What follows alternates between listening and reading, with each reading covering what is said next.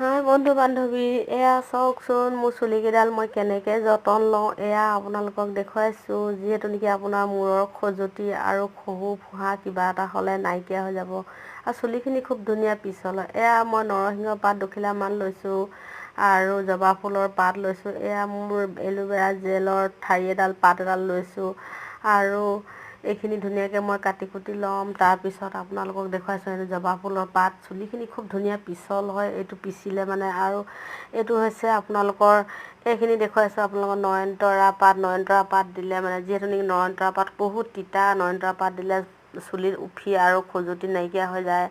এইখিনি আটাইখিনি লৈ পেলাই মই পাহি কৰি এইবিলাক এৰুৱাই লৈছোঁ। এইখিনি গোটেইখিনি জেতুকাখিনি কেঁচা জেতুকা পাতৰ লগত মিলাই গোটেইখিনি মই পিচি গ্ৰাইণ্ডাৰ মেচিনত মিহি কৰি মোৰ চুলিখিনি ধুনীয়াকৈ লৈ আৰু মূৰত সানি দিলে ধুনীয়া চুলি